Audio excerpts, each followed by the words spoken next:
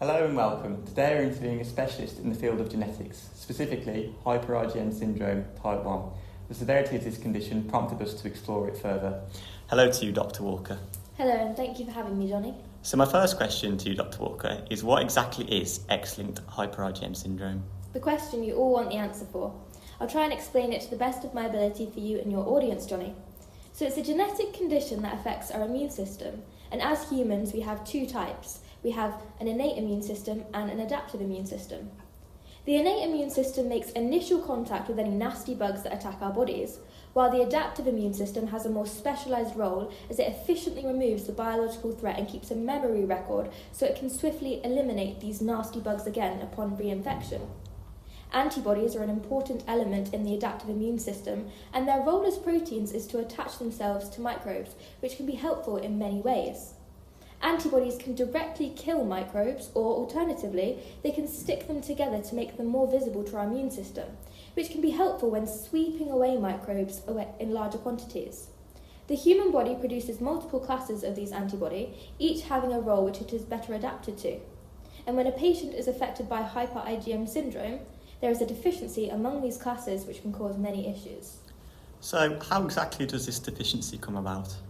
In our body, we have B cells producing antibodies, but they first need to be activated by T cells so they can function properly.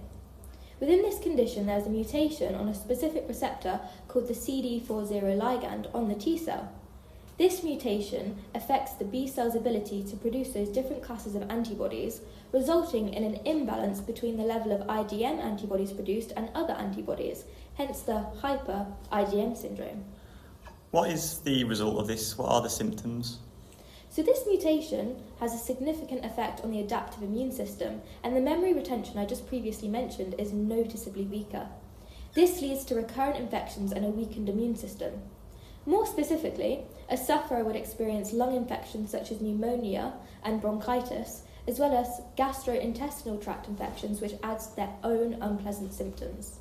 This is because your body is not producing the IgA antibody. IgA is the antibody of your mucous membranes, which are present in your lungs and GI tract, and this decreased level causes these body components to be more vulnerable and prone to infection. When there is an overcompensation of IgM production, the lymph nodes can swell up, indicating infection and/or an immune disorder. The cause of death for patients with this condition is commonly related to the liver. Your liver has a key role in filtering blood, but recurrent infection can cause inflammation and, in the worst case, liver failure. How long can someone expect to live with this condition? What exactly is the life expectancy? Sadly, patients with this condition will rarely exceed 30 years of age. And how does the diagnosis process work? So those with this condition are usually diagnosed at a really young age, with 80% of diagnoses being made before the age of 5. So a concerning frequency of infections would alert a medical professional that something's just not right, and then the diagnostic process would begin, probably with blood tests, and the GP should notice regular or increased levels of IgM, as well as decreased levels of IgA, IgE and IgG antibodies. After this, genetic testing of the CD40 ligand would be conducted, and if a mutation is detected, the official diagnosis of the condition can be made. And due to this condition being X-linked, testing of relatives to see if they are carriers can be organised as well. So how can people get this condition? This is where it can become more difficult to understand, so try and stay with me. The condition is caused by a mutation on the X chromosome, and it is a recessive condition, which means it is more prevalent in men because women have another X-dominant chromosome. However, it is still possible for women to have the condition. It means if a woman's dominant X chromosome is switched off in some of their cells, they can present with the condition, but usually only in a milder form. And what treatment options are available? So patients can be given prophylactic antibiotics, which are administered to prevent infections, particularly bacterial ones. Taking these give patients a more comfortable day-to-day life with a decreased risk of infections. Additionally, patients can receive regular treatments of immunoglobulin replacement therapy. Immunoglobulins are just another word for antibodies, which we explained earlier. Patients would receive intravenous infusions of antibodies that they are lacking in to even out the levels within their body.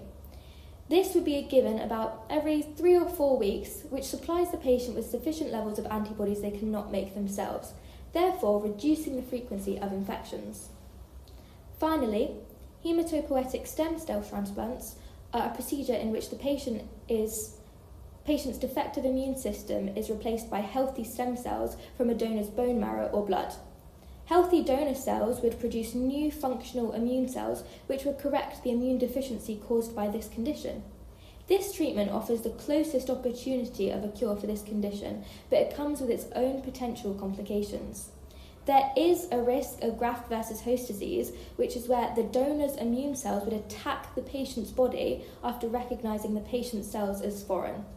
This can be reduced by ensuring that the donor is a sibling or an unrelated close match.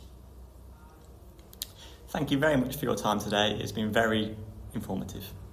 Thank you for having me. Pleasure is all mine.